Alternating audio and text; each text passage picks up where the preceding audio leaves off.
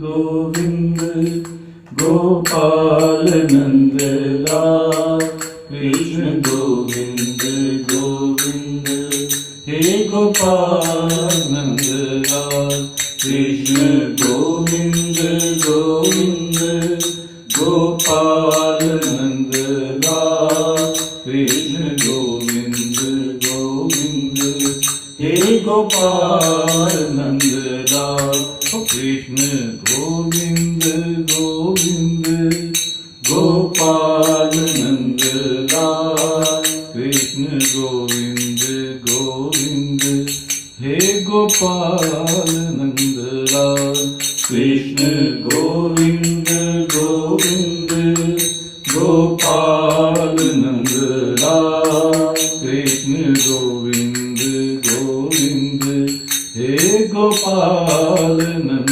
लाल कृष्ण गोविंद गोविंद गोपाल नंद लाल कृष्ण गोविंद गोविंद हे गोपाल नंद लाल।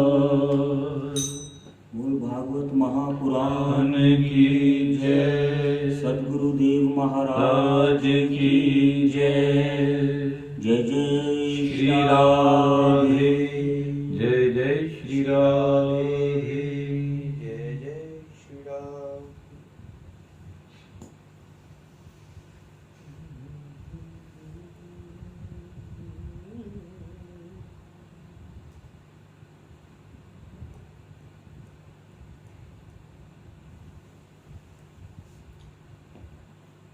गोपी गीत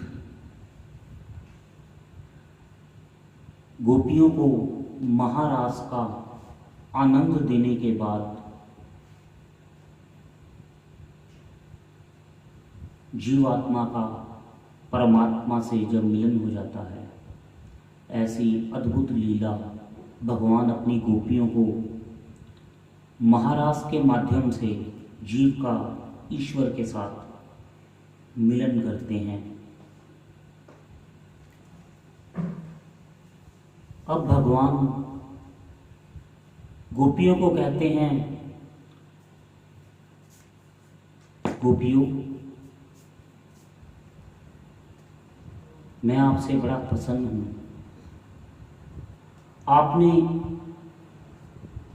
अपने मनसा, वाचा और कर्मणा तीनों भावों द्वारा, मन द्वारा, अपने कर्मों द्वारा और अपने वचनों द्वारा आपने मुझको ही पाने की कामना की है।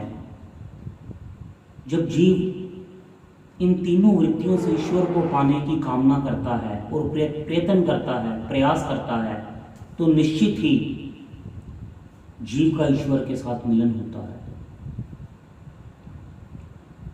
भगवान गोपियों को ये वरदान देते हैं कि मैं तुम्हें ये वचन देता हूं, मेरा और आपका नित्य मिलन है।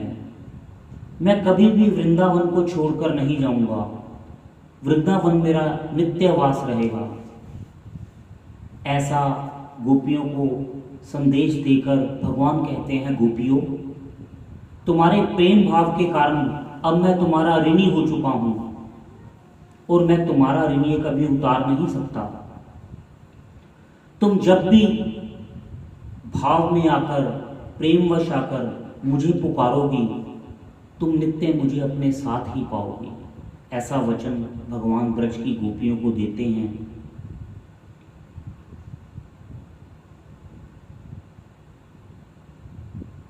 बड़ी भाव की बात है, ये विचार की बात है।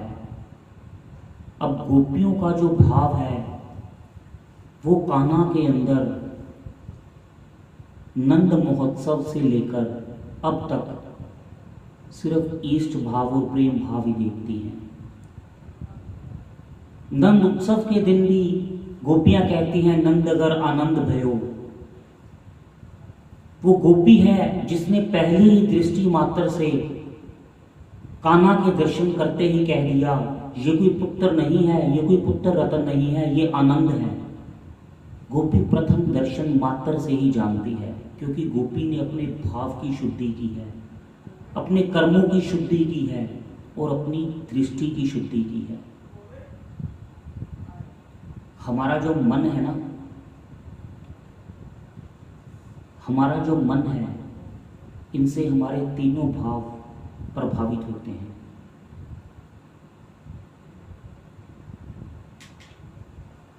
आजकल जीव अपने मन को एक छन्नी की तरह बनाकर रखता है। जैसे हम आटे को छानने के लिए एक छन्नी का प्रयोग करते हैं, जब उस छन्नी से आटे को छाना जाता है तो जो काम की वस्तु है वो तो छन के नीचे आ जाती है, और जो हमें कार्य में नहीं लेना वो छन्नी में ऊपर रह जाता है। ये जो ऊपर रहने वाला वो क्या है? यही दृष्टि और मन का निश्चय है कि हम उसमें क्या देखते हैं। प्रत्येक व्यक्ति में बहुत से गुण होते हैं, जब उनको हम छानते हैं ना तो गुण तो नीचे आ जाते हैं, लेकिन हम अपने पास केवल जो ऊपर चीजें रह जाती हैं अवगुण, उसको अपने पास रख लेते हैं। अक्सर देखा गया है कि जब हम किसी की चर्चा करते हैं ना, फला व्यक्ति ने ऐसा किया, फला व्यक्ति ने ऐसा किया, तो हम सिर्फ उसकी अवगुणों की ही चर्चा करते हैं। छन्नी का कार्य तो अच्छे पदार्थ को नीचे भेजना है और जो उपयोग के लायक नहीं है उसको दूर करना है, और हमने उसको उल्टा कर दिया है। जो अच्छी चीजें हैं उसको हम निकाल के बाहर करते हैं, और जो फेंकने की चीज बची है उसको हम अपने मन में स्थापित कर लेते हैं।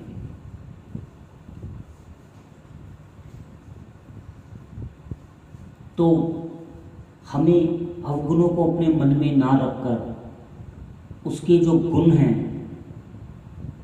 ऐसे अपने भाव को बनाना है कि हमें हर व्यक्ति में ईश्वर तत्व दिखाई दे। गोपियों के ऐसे ही भाव थे। गोपी बाल कृष्ण लाल के दर्शन करके अपनी प्रभु में दृष्टि होने के कारण ही एक नवजात शिशु के अंदर आनंद की अनुभूति करती है। ये गोपी के मन की स्थिति है। तो हमें भी दूसरों के दोषों को ना देखते हुए केवल गुणों की ही चर्चा करनी है, निंदा नहीं करनी। ऐसा भाव हर में करना है कि हमें हर जीव के अंदर ईश्वर तत्व के दर्शन हो। ऐसा नहीं भी कर सकते, कम से कम ईर्ष्या भाव तो ना हो। तो इस कथा के माध्यम से श्रीमद् भागवत पुराण में हर व्यक्ति के अंदर ईश्वर भाव रखने की, ईर्ष्या ना करने की, प्रेम करने की शिक्षा देती है। भगवान गोपियों का धन्यवाद करते हैं। अब यहाँ पर मथुरा के अंदर नारद जी कंस को जाकर सूचित करते हैं, तू यहाँ आराम से बैठा है और वहां पर वृंदावन में जो कृष्ण है ना, जिसको तू नंद का पुत्र समझ रहा है, वही वसुदेव और देवकी का 8वीं संतान है। वही तेरी मृत्यु का कारण होगा। कंस कहता है, मैं अभी नंद जी को मार देता हूं, वसुदेव को मार देता हूं। फिर नारद जी कहते हैं, वो तेरे शत्रु नहीं हैं।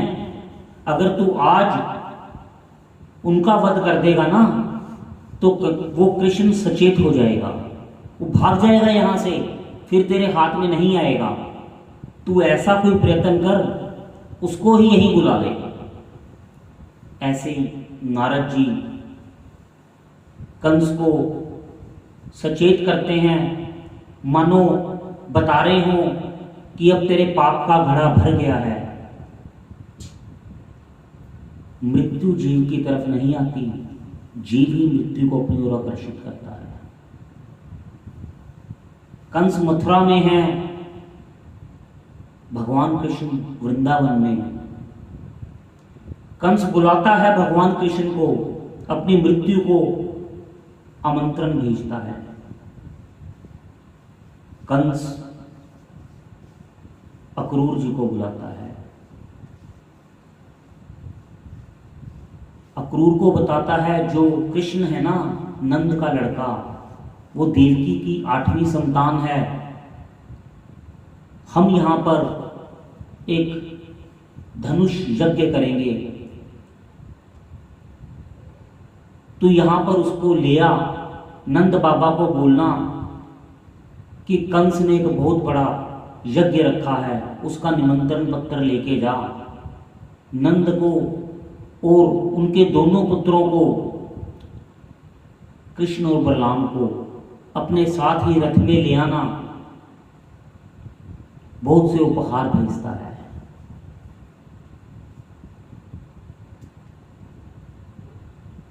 अक्रूर जी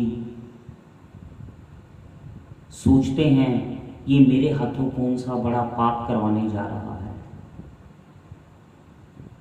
पर राजा है, इसको मैं मना भी नहीं कर सकता, जाना तो पड़ेगा।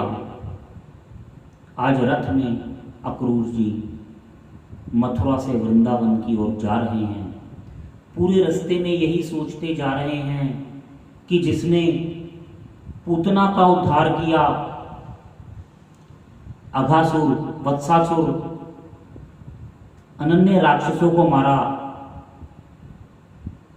निश्चित तौर पे वो साक्षात भगवान है, नारायण का रूप है। क्या वो मुझको दर्शन देंगे? रिश्ते में मैं वसुदेव जी का भाई लगता हूं, तो इस नाते मैं तो उसका चाचा लगाना। काश कन्हैया मुझे चाचा जी कहकर पुकारें, मेरी तरफ अपनी करुणा भरी दृष्टि डालें। फिर सोचते हैं मैं तो उनको मृत्यु देने के लिए लेने जा रहा हूं, मेरे मन में तो कपट है, मुझ जैसे पापी को वो दर्शन क्यों देंगे, वो क्यों मुझे चाचा कहकर पुकारेंगे। ऐसे भाव अक्रूर जी मन में लेकर रथ में जा रहे हैं। कभी ये सोचते हैं जब उन्होंने पूतना को क्षमा कर दिया जो विष देने गई थी, तो मुझे भी मेरे अपराध को कन्हैया जरूर क्षमा करेगा। ऐसे ही मन में कई तरह की कामनाओं के साथ कृष्ण का चिंतन करते हुए अक्रूर जी आज वृंदावन पहुंचते हैं। नंद बाबा के महल के बाहर रथ खड़ा करते हैं, नंद बाबा को प्रणाम करते हैं। आइए अक्रूर जी, आपका स्वागत है। उचित आसन दिया जाता है।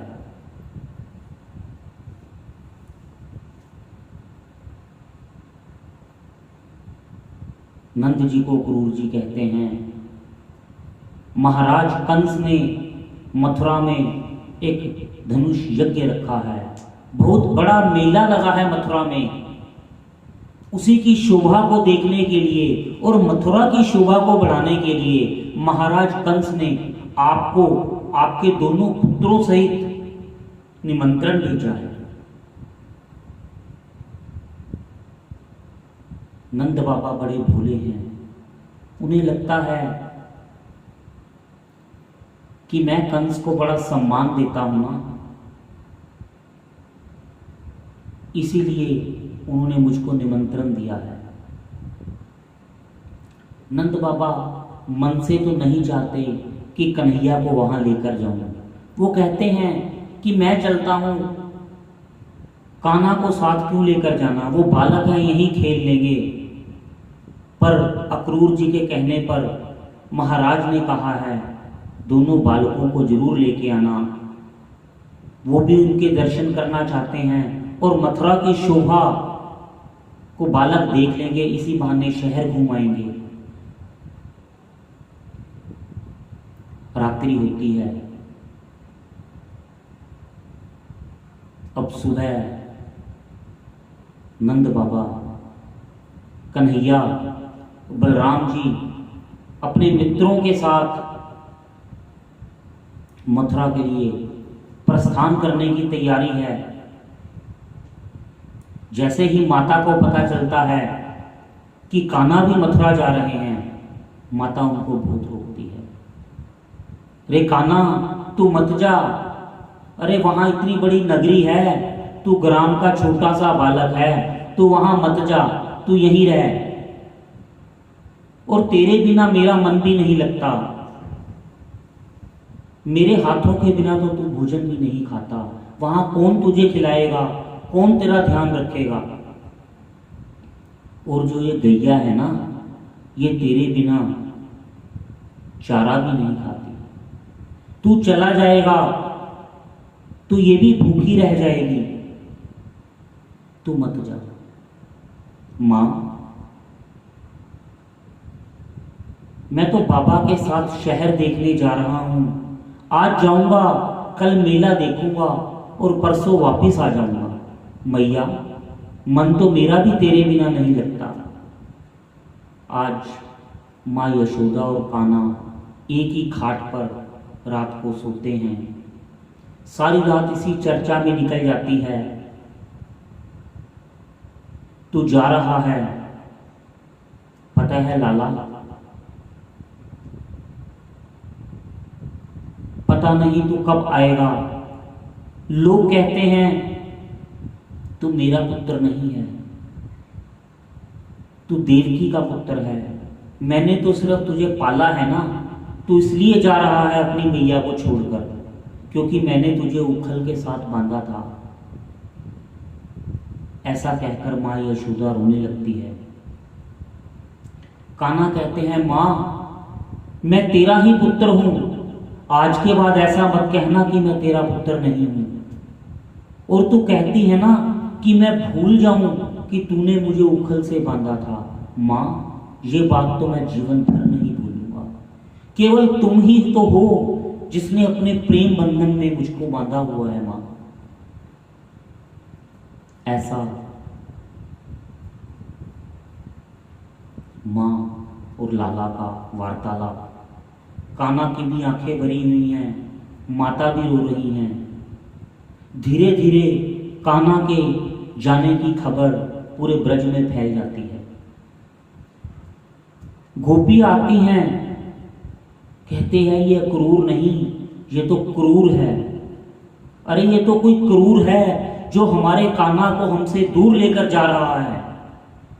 गोपियां रथ के आगे इकट्ठी हो जाती हैं, हम तुम्हें कान्हा को यहां से नहीं लेके जाने देंगे। कान्हा, तुम हमें छोड़कर जा रहे हो, पता है जब तक हम तुझको देख नहीं लेती ना, हमारा दिन नहीं शुरू होता। जब तक तू माखन नहीं खा लेता, हमारा उधर नहीं भरता। और जब तक तेरा वेणुनाद हम सुन नहीं लें, हमारे मन को शांति नहीं मिलती, हमें चैन नहीं आता, हमें रात्रि को नींद नहीं आती। आप यहां से ना जाएं। गोपियों, मैं कहीं नहीं जा रहा, मैं आऊंगा, तुम्हारे बिना मेरा कौन सा मन लगता है। गोपियां बहुत वंदन करती हैं, कान्हा तुम यहां से ना जाओ, तुम्हारे बिना ब्रज सूना हो जाएगा, सारा ब्रज उदास हो जाएगा। तुम ही ब्रज के प्राण हो, तुम ही जीवन आधार हो। अगर तुम यहां से चले गए ना, तो तुम्हारी विरह के अंदर हम इस देह को ही त्याग देगी, फिर मत कहना। कान्हा गोपियों को समझाते हैं। श्री राधा को मिलने कन्हैया जाते हैं। राधा जी नेत्रों को एक टक लगाए हुए, पलकों को ना झपकते हुए, आंखों में प्रेम अश्रुओं की धारा,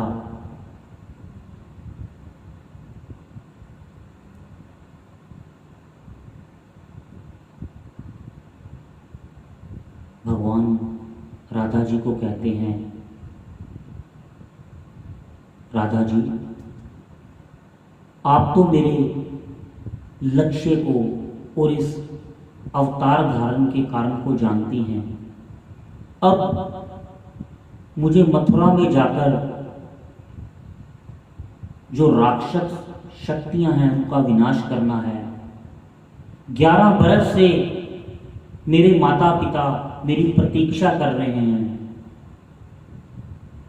उनको सुख प्रदान करना है। राधा जी नेत्रों द्वारा ही भगवान कृष्ण को कहती हैं, मैं सब कुछ जानती हूं कान्हा, आपका अवतार इसीलिए हुआ है, पर पता नहीं आप ब्रज से जाने की बात करते हो तो ऐसे लगता है कि ये जो देह है ना, ये कैसे रहेगी। नित्य आपके दर्शन होते हैं, वैसे तो आप और मैं अलग नहीं हैं, एक ही हैं, पर फिर भी इस लीला के अंदर भी आपके बिना इस देह का धारण करना संभव नहीं है। आप कृपया कुछ ऐसा कर जाइए जिससे इस लीला के अंदर ही मैं इस देह का त्याग ना करूं। भगवान कृष्ण आज अपनी बंसी को श्री राधा जी को देते हैं। राधे, मैं अपनी बंशी को आपके दे रहा हूं, और जब भी आप इसको वेणुनाद करेंगी मैं उसी क्षण आपके पास चलाऊंगा। ऐसा भगवान श्री राधा जी को कहते हैं और ब्रज धाम से मथुरा की ओर रथ में बैठ जाते हैं। अब अक्रूर जी नंद बाबा के साथ, कृष्ण और बलराम के साथ रथ में बैठे जा रहे हैं। अक्रूर जी के मन में यही चल रहा है कि मैं कन्हैया को लेकर जा रहा हूं, कंस जाकर इसका वध कर देगा, कितना सुंदर और मनोहर बालक है और वो इतना बड़ा पापी है। ऐसा भाव अक्रूर जी के मन में कष्ट है।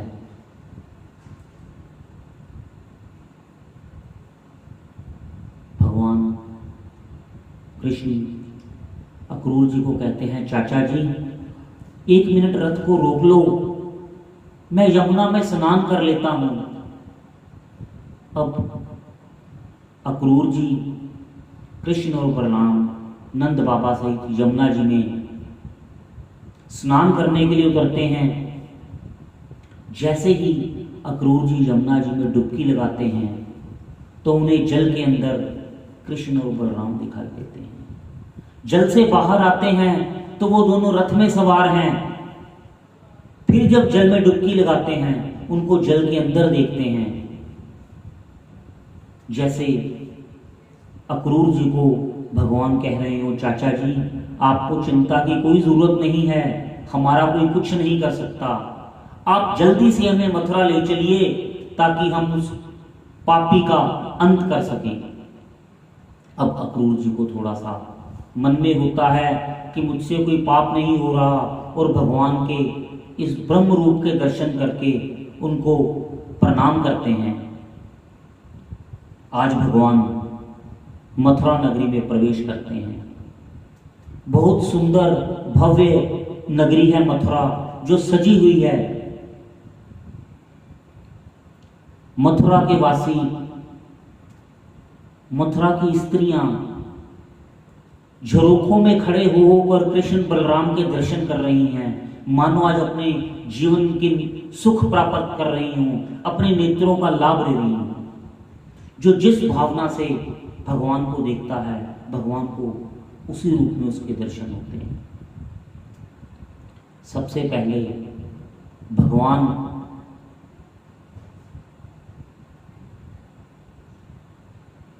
मथुरा पहुंचने पर नंद बाबा को कहते हैं, बाबा आप यहाँ विश्राम कीजिए, मैं अपने दोस्तों के साथ और दाऊ भैया के साथ जरा मथुरा नगरी की शोभा तो देखा हूं। पहली बार किसी शहर में आया हूं, ग्राम का वासी हूं, शहर देखकर बड़ा अच्छा लग रहा है। कान्हा, यहां ज्यादा शरारत मत करना, ये गोकुल नहीं है तू किसी को कुछ भी कह देगा। यहाँ के लोग थोड़े पढ़े लिखे हैं, इनका स्वभाव और तरह का होता है, ये इतने सादे नहीं हैं, ये बुरा मान जाते हैं। ठीक है बाबा, मैं तो किसी को कुछ नहीं कहूंगा, केवल शहर की शोभा देखकर वापस आ जाऊंगा। मार्ग में सबसे पहले कान्हा को धोबी दिखता है, बड़े सुंदर सुंदर वस्त्र लिए जा रहा है। कान्हा ने कहा, भैया ये इतने सुंदर वस्त्र लेकर कहां लेके जा रहे हो? अरे बालक, तुझे नहीं पता मैं महाराज कंस का सेवक हूं और तू गवार क्या जाने क्या वस्त्र होते हैं। भगवान को लगा मैंने तो इसे कुछ कहा भी नहीं और ये फालतू बोल रहा है, मुझे ये वस्त्र तो दिखा दो। अरे तेरे बाप दादाओं ने भी कभी ऐसे वस्त्र देखे हैं? जैसे ही धोबी ऐसा बोलता है, भगवान कहते हैं तेरे से रामावतार वाला बदला भी लेना है। तब भी तूने देवी सीता के लिए ऐसे ही अपशब्द कहे थे, तो आज उसको पूरा करूंगा। एक मुक्का भगवान धोबी के मुख पर लगाते हैं और उसका राम नाम सत्य कर देते हैं। अब धोबी के जो साथ में सेवक हैं वो कपड़ों की गठड़ी वहीं रखकर वहां से भाग जाते हैं डर के। भगवान उन सुंदर सुंदर वस्त्रों को निकालते हैं, पहले वे अपनी मित्रों को पहनाते हैं। ले दामा,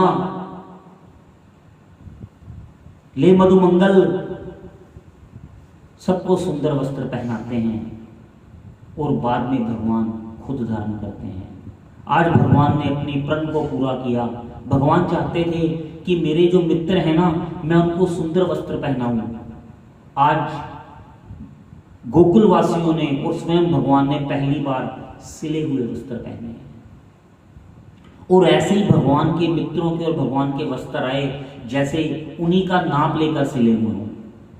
सभी ग्वाल बाल बहुत प्रसन्न होते हैं। ए लाला, ए कान्हा, तूने तो हमें इतना सजा दिया, अब लगता है हमारा विवाह भी हो जाएगा।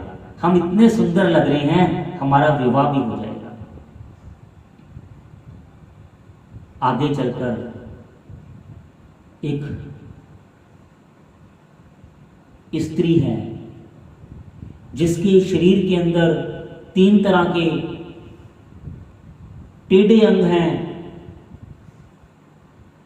रूप की दृष्टि से कहा जाए तो कुरूप है, सुंदर नहीं है, और बहुत सुंदर चंदन का तिलक लेकर चंदन के पात्र में लिए जा रही है।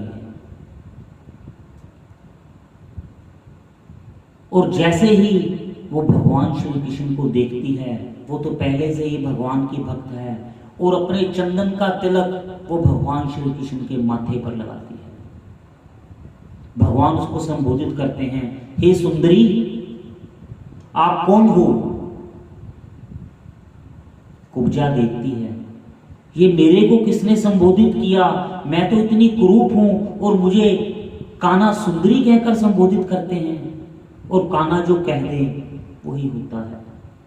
भगवान एक हाथ कुब्जा के मुख पर लगाते हैं और कुब्जा जगत सुंदरी बनकर सामने आती है। कुब्जा का कुरूप खत्म हो जाता है और उसकी सुंदरता प्रकट हो जाती है।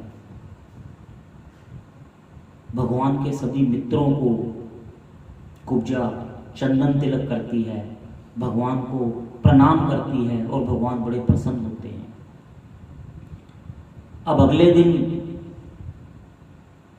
कंस की सभा में भगवान को जाना है, जहाँ पर बहुत बड़े मल्ल युद्ध की तैयारी की हुई है। भगवान सबसे पूछते जाते हैं यहाँ पर धनुष यज्ञ कहाँ पर है, इंद्रधनुष यज्ञ कहाँ पर है। पूछते पूछते भगवान वहाँ पर जाते हैं और जाते ही धनुष को उठाकर तोड़ देते हैं। जैसे ही कृष्ण धनुष को तोड़ देते हैं, इस बात की चर्चा पूरे गांव में हो जाती है। कंस को पता चलता है कि इंद्रधनुष तोड़ दिया है कृष्ण ने, और वो डर जाता है। वो कहता है जल्दी सी कृष्ण को यहाँ पर लेके आओ। अपने 2 सैनिक चानूर और मुष्टिक को वो वहां पर लगाता है कि कृष्ण को तुम मल्ल युद्ध के लिए बुलाना, और जैसे वो मल्ल युद्ध में आएगा उसका वहीं पर वध कर देना। और नगर के द्वार के ऊपर, महल के द्वार पे कुवलिया पीठ नामक हाथी, जिसको बहुत ज्यादा मधुरा पिलाकर खड़ा किया है, जैसे ही कृष्ण यहां पर आएगा, हाथी अपनी सूंड में उठाकर कृष्ण को मार देगा। अब भगवान जैसे ही कंस के महल की ओर जाते हैं, कुवलिया पीठ हाथी भगवान को देखकर जैसे ही अपनी सूंड में भगवान को पकड़ना चाहता है, भगवान उस हाथी की सूंड को पकड़कर पटक कर मारते हैं और वहीं उसका अंत कर देते हैं। अब तो कंस और भी भयभीत हो गया। क्या उस 11 वर्ष के बालक ने हाथी को पटक कर मारा? मल्ल युद्ध के लिए कृष्ण को चानूर ललकारते हैं और मुष्टिक बलराम जी को ललकारते हैं। दोनों भाई उनसे युद्ध करते हैं और उनका भी प्राणांत कर देते हैं। अब कंस और भयभीत हो जाता है। भगवान भागकर कंस की ओर जाते हैं, कंस के केश को पकड़ते हैं और जोर से नीचे मारते हैं। वही कंस का प्राणांत हो जाता है।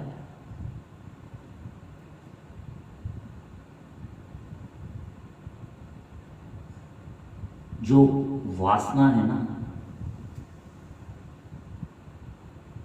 और जो लालच है,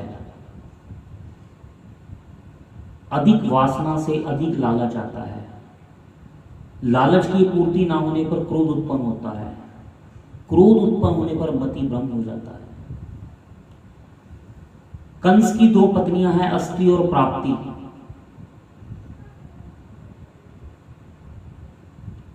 जितना है और मिल जाए।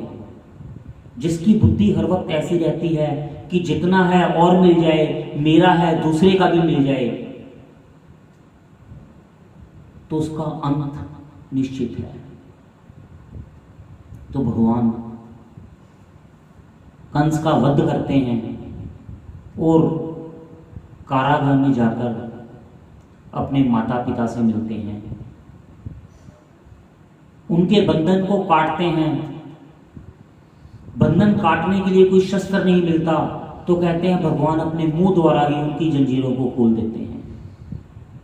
प्रणाम करते हैं, पिताजी आपने 11 बरस तक मेरा तप किया है, 11 बरस तक आपने मेरा तप किया है, और आज भगवान अपने माता पिता को कंस की कारागाह से आजाद करते हैं। प्रणाम करते हैं, अपने नाना जी उग्रसेन को मथुरा का राजा बनाते हैं। सारे नगर में कृष्ण की जय जयकार हो रही है, बलराम जी की जय जयकार हो रही है। अब नंद बाबा कहते हैं, कान्हा चलो अब वृंदावन वापिस चलते हैं। कन्हैया कहते हैं, बाबा मैंने ये कंस को मार दिया ना, अब मेरी शत्रुता बहुत बढ़ गई है। जरासंध और दंतवक्र मेरे शत्रु बन गए हैं।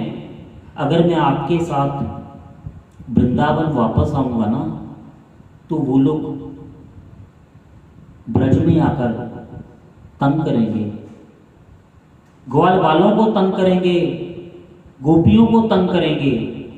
तो भय के मारे गोकुल भयभीत रहेगा, मेरी आपसे प्रार्थना है, मुझे भी अपना कार्य पूरा करने के लिए यहीं रहने दीजिए। आप यहाँ से ब्रज की ओर प्रस्थान कीजिए। जैसे नंद बाबा तो पहले से ही जानते हैं कि कन्हैया तू एक बार चला गया तो अब कहाँ वापिस आएगा। बाबा मैं वापिस आऊंगा, मेरी मैया से कह देना मेरी प्रतीक्षा करना, और जो मेरी गैया है ना उसका बहुत ध्यान रखना। मेरी गैया मेरे बिना चारा नहीं खाती, उसका बहुत ध्यान रखना। मेरे बाल मित्रों से भी कहना वो मेरी फिक्र ना करें, जल्दी ही उनसे मैं दोबारा खेलने आऊंगा। और जो मेरी गोपियां हैं ना, जो मुझे रोज माखन दही खिलाती हैं, उनको भी कह देना वो मेरे लिए नित्य ही माखन बनाएं, नित्य दही बनाएं, उनके माखन को खाने के लिए मैं आऊंगा। ऐसा कहकर नंद बाबा और ग्वाल बाल सभी मथुरा को वापस जाते हैं, ब्रज को वापस जाते हैं। अब भगवान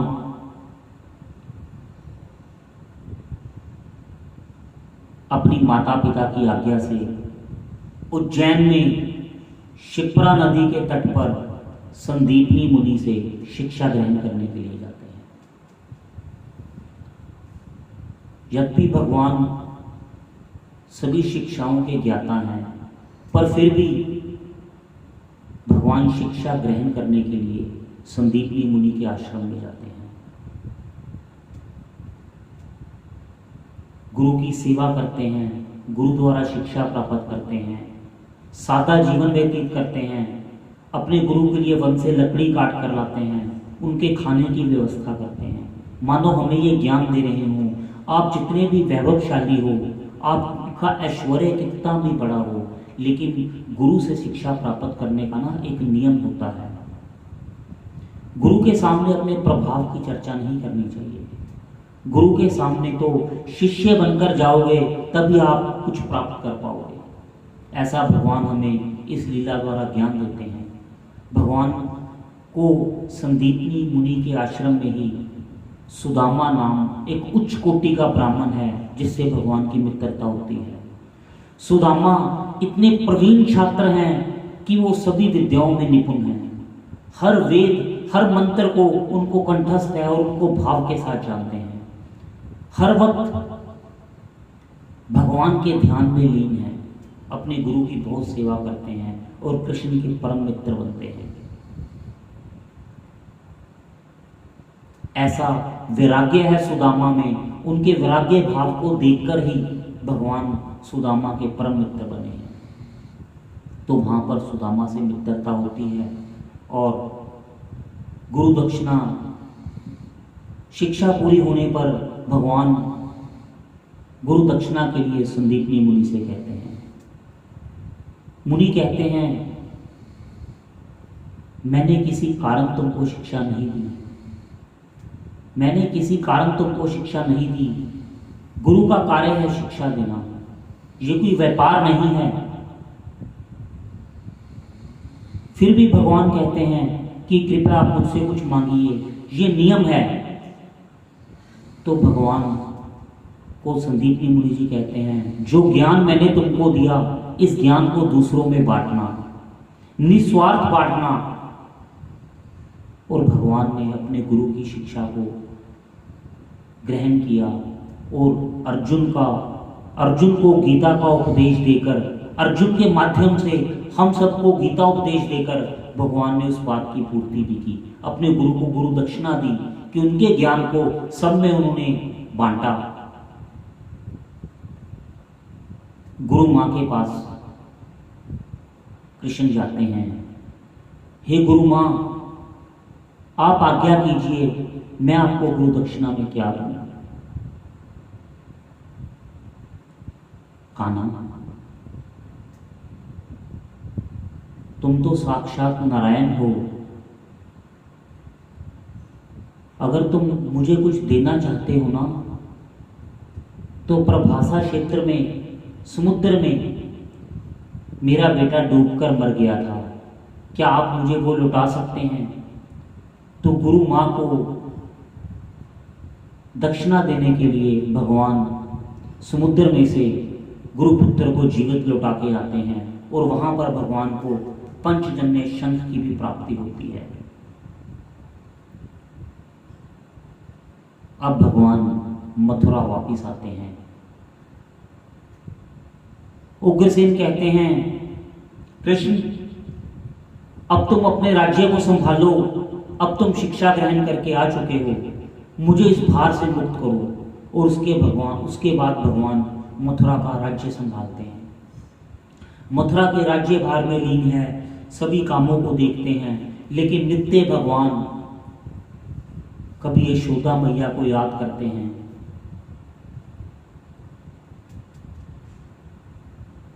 महल की अटारी पर बैठकर भगवान नित्य माँ यशोदा को याद करते हैं। माँ, मैं जब से आया हूं ना मथुरा में, मैंने कोई भोजन नहीं ग्रहण किया। 56 भोग भगवान को यहां पर लगते हैं। हजारों दास और दासियां भगवान की सेवा में हैं, स्वयं उद्धम भगवान की सेवा करते हैं। और भगवान कहते हैं, पता है जब मैं ब्रज में था ना, तो आप मुझे हजारों बार मिन्नतें करके खिलाती थी, तब मैं एक और ग्रास का ग्रहण करता था। यहाँ पर मुझे कोई नहीं पूछता, कौन इतने प्रेम से मुझकर खिलाता है। पता है जब से मैं ब्रज से आया हूं माँ, मेरा पेट नहीं भरा। मखमल के बिछोनों पर भगवान विश्राम करते हैं और भगवान कहते हैं, बाबा आपकी गोदी के बिना मुझे आराम कहाँ। जब मैं गैया चारण करके आता था तो आप मुझको धूल में सते हुए मेरे गंदे वस्त्रों सहित ही आप मेरे को अपनी गोद में लिटा देते थे। मेरे माथे के ऊपर जो पसीनों की बूंदें होती थी ना, आप अपने श्वेत वस्त्रों द्वारा उनको पोंछ देते थे। बाबा यहां पर कैसे भी मखमली बिछोने हैं, पर जो नींद मुझे आपकी गोद में आती थी ना, वो यहां नहीं आती। भगवान रोज संध्या के समय महल की अटारी पर ब्रज की ओर देखते हुए अपने आंसू बहाते हैं। गोपियों को याद करते हैं। पता नहीं मेरी गैया को किसी ने चारा डाला होगा भी या नहीं, पता नहीं मेरी गैया ने आज पानी भी पिया होगा या नहीं।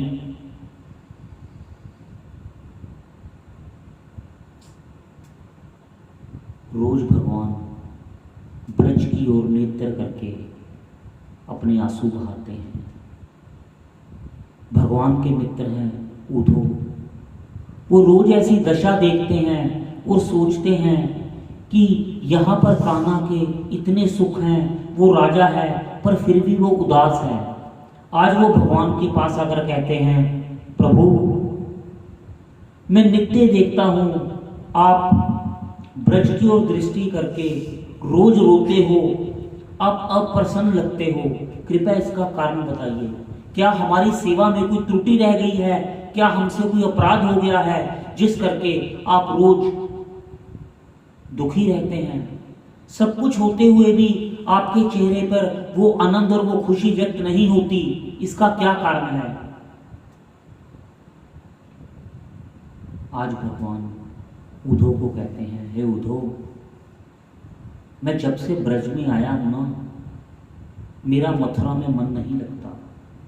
मैं ब्रज को नित्य याद करता हूं, मैं अपनी मैया और अपने बाबा को याद करता हूं। जो प्रेम, जो सेवा, जो भाव ब्रजवासियों का मेरे लिए है ना, वो अनन्य कहीं और नहीं है। निश्चित तौर पे यहाँ पर दास दासियां मेरी सेवा करती हैं, 56 भोग बनते हैं, पर जो मेरा उधर और जो मेरे मन की तृप्ति, जो माँ यशोदा मुझे अपने हाथों से खिलाती थी ना, तब होती थी, वैसी अब नहीं होती।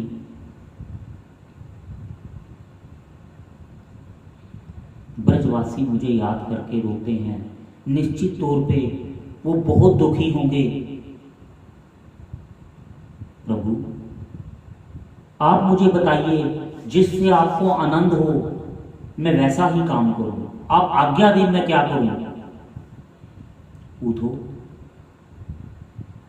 तुम तो बृहस्पति के शिष्य हो, महाज्ञानी हो, तुम कुछ ऐसा कर दो जिससे ब्रजवासी मुझे देखकर, मुझे याद करके अपने आंसू ना बहाएं, वो मुझको भूल जाएं, ऐसा कुछ उनको ज्ञान देकर आना। उद्धव कहते हैं, वो ब्रज की अनपढ़ गोपियां क्या मेरे ब्रह्म ज्ञान को जान पाएंगी। अब भगवान को लगा कि उद्धव को अपने ज्ञान का अभिमान है, वो ब्रज की गोपियों को अनपढ़ कह रहा है। जो गोपियां नित्य मेरे को जानती हैं, उन गोपियों को उद्धव अनपढ़ कह रहा है। अब तो इसको ब्रज में भेजना और भी जरूरी है। जब तक ज्ञान के साथ भक्ति ना मिल जाए तब तक ईश्वर की प्राप्ति नहीं होती। अपने मित्र को, उद्धव मेरा मित्र है और मैं इसका भला चाहता हूं, इसके ज्ञान के अंदर भक्ति को जोड़ना चाहता हूं ताकि इसका उद्धार हो जाए। भगवान उद्धव को कहते हैं, तू ब्रज में जा, वहां पर जाकर मेरे मैया और मेरे बाबा को समझाकर आना कि मैं यहाँ पर कुशल से हूँ और मैं भी आपको यहाँ पर बहुत याद करता हूँ। मेरे मित्रों से भी कहना कि वो सब कुशल से रहें, मैं भी यहाँ पर कुशल से हूँ। मेरी गोपियों को संदेश दे के आना, वो मेरे को याद करके विरह अग्नि में ना जलें, वो उनको ज्ञान देकर आना। अगर वो सुखी हो जाएंगी ना उद्धव, तो मैं भी सुखी हो जाऊंगा। मेरी गोपियां ब्रज में रोती हैं इसलिए मैं रात को रोता हूँ, मेरी मैया रोती है तो मैं रोता हूँ। अगर तू मेरे लिए कुछ कर सकता है ना तो ब्रज में जाकर उनको ऐसा ज्ञान दिया कि वो रोना बंद कर दें। अगर वो नहीं रोएंगे तो मैं भी नहीं रोऊंगा। उद्धव ब्रज की ओर जाते हैं। जैसे ही उद्धव ब्रज की ओर जाते हैं, भगवान उद्धव को अपना पीताम्बर और वनमाला ग्रहण करते हैं। जो मेरी गोपियां हैं ना, वो किसी पर पुरुष की ओर देखती भी नहीं। अरे देखना तो वो क्या, वो किसी पर पुरुष के बारे में कल्पना भी नहीं करती और तुमसे तो वो बात भी नहीं करेंगी। ये मेरा चिन्ह स्वरूप तू धारण कर ले, उनको तू जाकर बताना मैंने तुझको भेजा है। जब वो मेरे वस्त्र को तेरे ऊपर देखेंगी तब वो तेरी बात सुनने को तैयार हो जाएंगी। भगवान उद्धव के रथ के पीछे पीछे भागते हैं। तू ऐसा कह देना, तू वैसा कह देना। उद्धव रथ को रोकते हैं, प्रभु मैं दास हूं, आप भगवान हैं, आप ऐसा क्यों कर रहे हैं। ब्रज का नाम लेते ही भगवान अपने ईश्वर तत्व को भूल जाते हैं, प्रभु अपनी प्रभुता का भूल जाते हैं। ब्रज का नाम आते ही उद्धव ब्रज में जाते हैं। ग्वाल वालों से मिलते हैं, उनसे नंद बाबा यशोदा के घर का पता पूछते हैं। कहते हैं मुझे कृष्ण ने भेजा है और मैं उसका संदेश लेकर आया हूं। अरे उस कपटी ने भेजा है तुझे, वो तो कपटी है कपटी। पर तू जा, उस दिशा में नंद बाबा का घर है, तुझसे तो बाद में बात करेंगे, पहले तू बाबा और मैया को संदेश दिया। उद्धव नंद बाबा के महल में जाते हैं। कहते हैं बाबा मुझे कन्हैया ने भेजा है अपना कुशल मंगल बताने के लिए और कहा है कि मैं बिल्कुल ठीक हूं, आप मुझे याद करके दुखी मत हुआ करो। नंद बाबा उद्धव से कहते हैं, उद्धव मुझे तो हर वक्त ऐसा लगता है कि कृष्ण मेरे पास है। जब मैं घर के आंगन में बैठता हूं तो मुझे उसके भागने की और छम छम चमकती हुई पायल की आवाज आती है। जब मैं एकदम भाग के पीछे जाता हूं तो देखता हूं वो नहीं है। मैं जब यमुना के तट पर जाता हूँ तो मुझे लगता है कि अभी कालिया नाग को नाद कर वो भागकर मेरी गोद में आ रहा है। जब मैं पास जाता हूँ तो वो नहीं दिखाई देता। मैं कदम के वृक्ष की ओर देखता हूँ तो मुझे वृक्ष के ऊपर बैठा मेरा कान्हा दिखाई देता है। जब मैं भाग के उसको आलिंगन करने के लिए भागता हूँ तो वह नहीं मिलता। गैयों की आवाज आती है, मुझे लगता है कि मेरा कान्हा गैया को चारा डाल रहा है। मैं बाहर जाकर देखता हूँ तो मुझे वो नहीं मिलता। ऐसा कोई क्षण नहीं है जब मैं उसको याद नहीं करता। मुझे तो हर वक्त घर में, आंगन में, यमुना जी पे, कदम के वृक्ष पे, गांव में, गौशाला के अंदर कान्हा ही नजर आता है। उधो, मैं तुम्हें और क्या बताऊं। जब मेरे वस्त्र के ऊपर ब्रज की रज लगी होती है ना, तो उस रज में से मुझे अपने कान्हा के चरणों की सुगंध आती है। मुझे उस रज में ऐसा लगता है कि ये रज भी मेरे कन्हैया के चरणों को छू कर आई है और मुझे उसमें से भी उसकी सुगंध का आभास होता है। उधो की नेत्रों से अश्रु बहने लग जाते हैं। वो सोचते हैं कि मैंने सारी जिंदगी जिस ब्रह्म के हर स्थान पर होने की, सर्वव्यापक है ब्रह्म, ऐसा मैं बताता रहा हूं सबको कि ईश्वर सर्वव्यापक है। मैंने सिर्फ इस ज्ञान की कल्पना की है, लेकिन इस ज्ञान का प्रत्यक्ष स्वरूप तो नंद बाबा ने देखा है। मैं तो केवल कल्पना मात्र से कहता हूं कि ब्रह्म सर्वव्यापक है, लेकिन मैंने आज तक उसका दर्शन, उसका अनुभव नहीं किया। धन्य है नंद बाबा जिन्होंने उस सर्वव्यापक ईश्वर का दर्शन किया है। मैं इनको क्या ज्ञान दूंगा। मैंने तो इस बात को कभी सिर्फ पढ़ा है, केवल ज्ञान मात्र से जाना है। अनुभव तो केवल नंद बाबा ने किया है। दंडवत प्रणाम करते हैं नंद बाबा को उधो। वो उधो को ऐसा लगता है मैं जिस ज्ञान की बात करता हूं ना, उसका अनुभव नहीं है मेरे पास, केवल कल्पना मात्र है। मां यशोदा को प्रणाम करते हैं।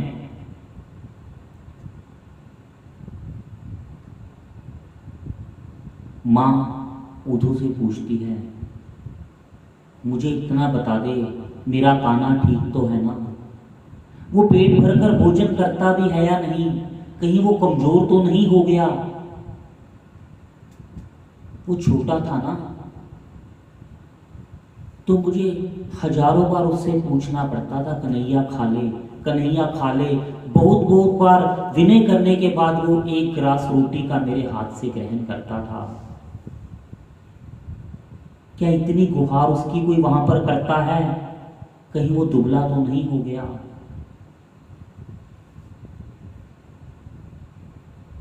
उधो मैया की बातें सुनते हैं। उधो जी,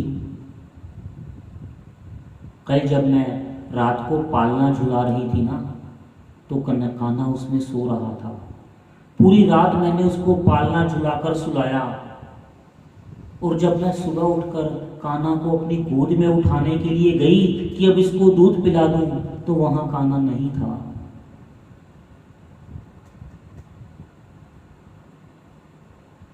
गोपी मेरे द्वार पर आई उलाहना लेकर, आज तेरे कान्हा ने ना फिर मेरी मटकी फोड़ दी।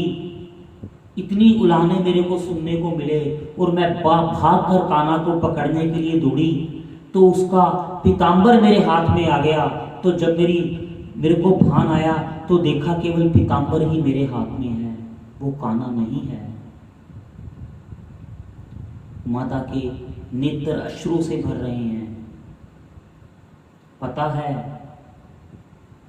एक बार कान्हा को ना मैंने मूसल के साथ बांध दिया था। मैंने कान्हा को बांध दिया, वो मेरे से नाराज हो गया, इसीलिए वो ब्रज कर छोड़कर चला गया।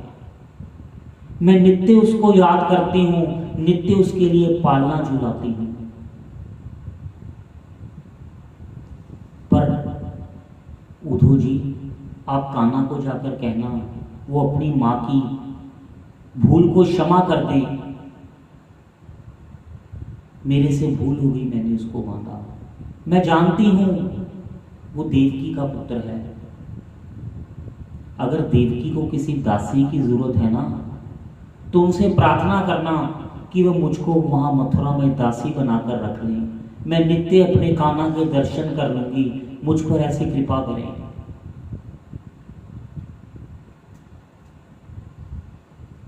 उद्धव कहते हैं, मैया कान्हा तो आपको बहुत याद करते हैं, वो तो रोज आपकी ही बात करते हैं, और जो आपने कहा ना कि आपने उनको बांधा, इस बात की तो वो रोज चर्चा करते हैं।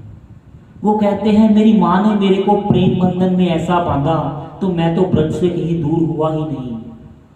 और उन्होंने आपके लिए संदेश भेजा है कि मैया मैं जल्द ही यहां आऊंगा, आप मेरी प्रतीक्षा करती रहना। ऐसा मैया से मिलने के बाद उद्धव को ऐसा लगा कि आज लाला के साथ मैं इतना रहा हूं, पर मैं उसको जान नहीं पाया। कन्हैया ने मुझे अपना वो रूप नहीं दिखाया जो नंद बाबा और यशोदा ने देखा है। आगे गोपियों से मिलने के लिए बढ़ते हैं।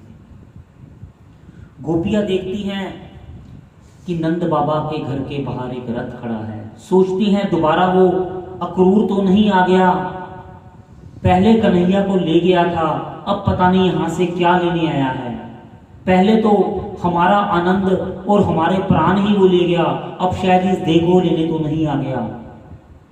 गोपियों का एक नियम था कि सुबह उठते ही अपने नित्य कर्म करने के बाद सबसे पहले वो नंद बाबा के महल की ओर प्रणाम करती हैं।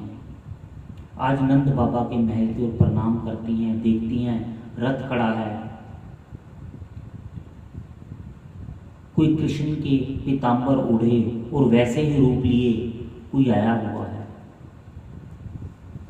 उद्धव अपना परिचय देते हैं कि मैं कृष्ण का मित्र उद्धव हूं, कृष्ण ने मुझे भेजा है आपको संदेश देने के लिए। अच्छा, अब उसको हमारी याद आई, और याद आई तो खुद नहीं आया, वो अब भी संदेश भेजा है।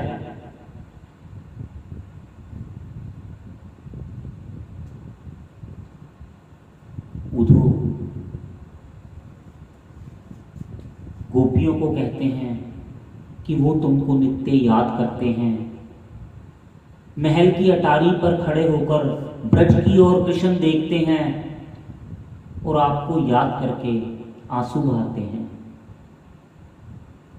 गोपियां कहती हैं, अरे वो छलिया है, अरे वो क्या आंसू बहाएगा, वो क्या हमें याद करेगा, वो तो छलिया है, तू उसको जानता नहीं है। अरे तू तो 2-4 महीने से ही उसका सेवक है ना, हम तो जन्म जन्मांतर से उसकी दासियां हैं, हम तो उसके एक एक भाव को जानती हैं। ललिता सखी कहती है कि कल जब मैं कुएं में मटकी भरने के लिए गई ना, तो उसने बंसी बजा दी और मेरी ऐसी सुध भूली कि मैं रस्सी के साथ घड़े को बांधने की बजाय अपने पुत्र को बांधकर मैंने कुएं में फेंक दिया, और वो भागकर कदम के वृक्ष से उतर के आया।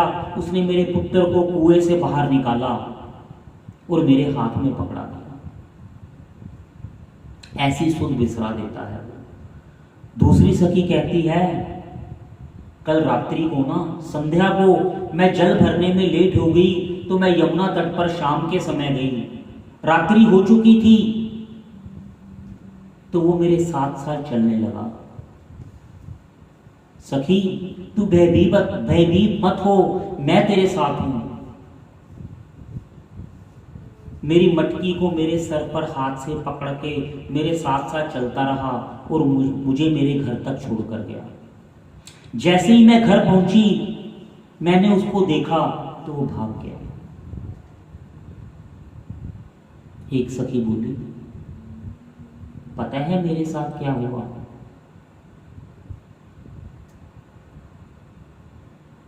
मधुमंगल श्री दामा कन्हैया के पीछे पीछे भाग रहे थे। पहले कन्हैया कदम के पीछे जाके छुपा, बाद में वो भागकर मेरी गोदी में आकर बैठ गया। साथ ही मैंने उसको अपने आंचल से छुपा लिया। मुझे कहता है, गोपी मुझे जल्दी से तू छुपा ले, अगर मुझे श्री दामा ने देख लिया ना तो मुझे घोड़ा बनना पड़ेगा और वो मेरे ऊपर बैठेगा। मैंने उसको अपने आंचल से छुपा लिया। पूरी संध्या तक मैं उसको आंचल में छुपाई बैठी रही। शाम को जब मैंने देखा तो वो नहीं था। पूरी रात्रि में उसको ढूंढती रही। और तुम कह रहे हो वो हमें याद करके ब्रज की ओर देखकर रोता है। अरे वो छलिया है, नित्य ही हमारे पास है। वो यहां से जाएगा तो वो देखेगा तुम उसको भी जानते नहीं हो। यदि तुम उसको जानते ना तो तुम उसको छोड़ के ना आते। जो उसको जान जाता है ना उसको वो छोड़ता और ना कोई उसको छोड़ता। उसको जानने के बाद उसको छोड़ा नहीं जा सकता। उसके साथ एकाकार हो जाता है। उसमें और तुम में कोई भेद ही नहीं रहेगा। उसने तुमको छल के मारे यहां पर भेज दिया।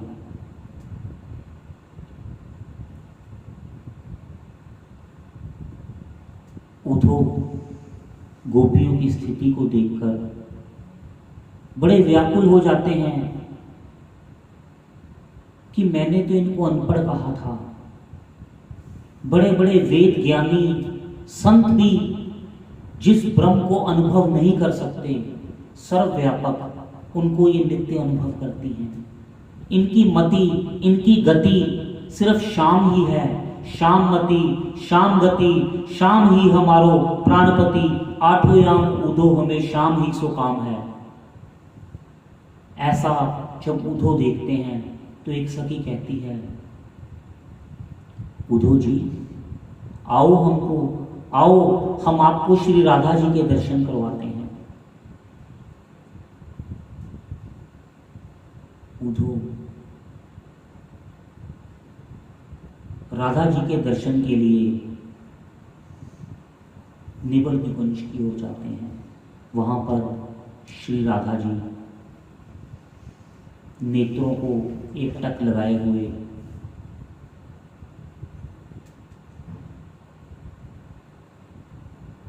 भगवान की स्मृति में और कृष्ण को याद करते हुए, जिनकी देह बिल्कुल कांटे की तरह सूख गई है, लेकिन चेहरे पर दिव्य तेज श्री राधा जी के, उद्धव जी दंडवत प्रणाम करते हैं।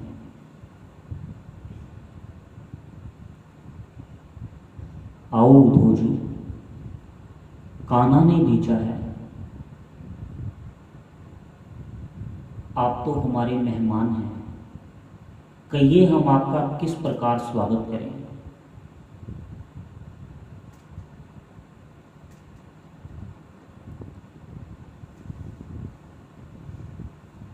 उद्धव अब तक अपने ज्ञान को, अभिमान को भूल चुके हैं। उन्हें भी भक्ति का रंग चढ़ चुका है।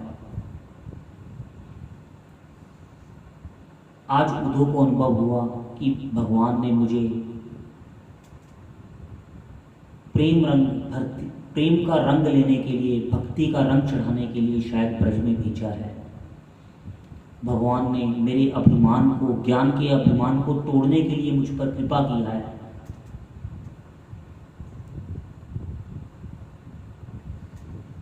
अब राधा जी उनको कहते हैं कि आपको कन्हैया ने भेजा है तो निश्चित तौर पे भक्ति का रंग चढ़ाने के लिए भेजा है।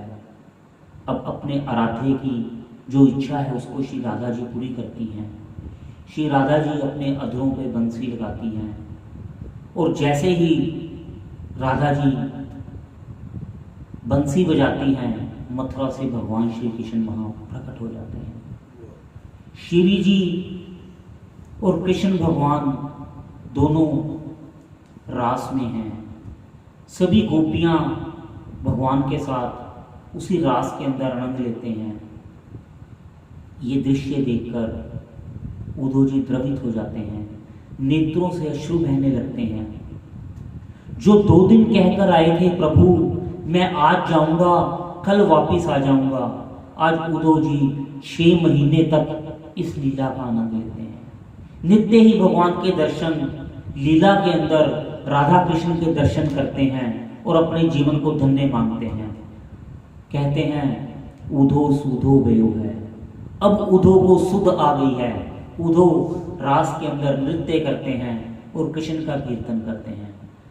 कृष्ण गोविंद गोविंद गोपाल नंद लाल, कृष्ण गोविंद गोविंद हे गोपाल नंद लाल, कृष्ण गोविंद गोविंद गोपाल नंद लाल, कृष्ण गोविंद गोविंद हे गोपाल नंद लाल, कृष्ण गोविंद गोविंद गोपाल नंद लाल, कृष्ण गोविंद गोविंद हे गोपाल नंद लाल, कृष्ण गोविंद गोविंद गोपाल नंद लाल, कृष्ण गोविंद गोविंद हे गोपाल नंद लाल।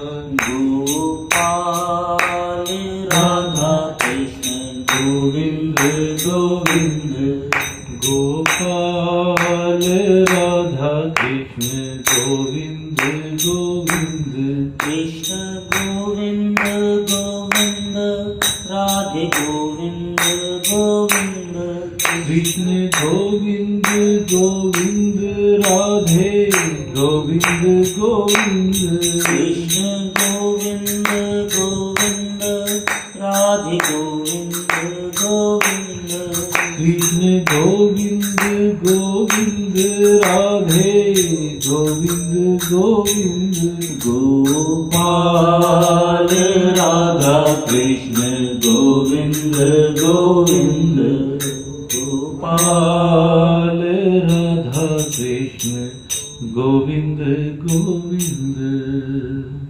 ऐसी दिव्य लीला भगवान उद्धव जी के माध्यम से हम सभी को प्रदान करते हैं। ऐसा प्रेम भाव, प्रेम ही सर्वप्रथम है, भक्ति ही सर्वप्रथम है। ज्ञान के साथ जब तक भक्ति का मिश्रण नहीं होगा तब तक ईश्वर प्राप्ति नहीं होगी। आज कन्हैया हमें ज्ञान और भक्ति दोनों के रंग में रंग कर श्री राधा जी के साथ महारास का दर्शन करवाते हैं। इसके बाद उद्धव मथुरा वापस लौटते हैं। भगवान कृष्ण को कहते हैं प्रभु आपका सही स्थान तो ब्रज में ही है, आप निश्चित तौर पे सर्वव्यापक हैं, इसमें कोई संदेह नहीं है।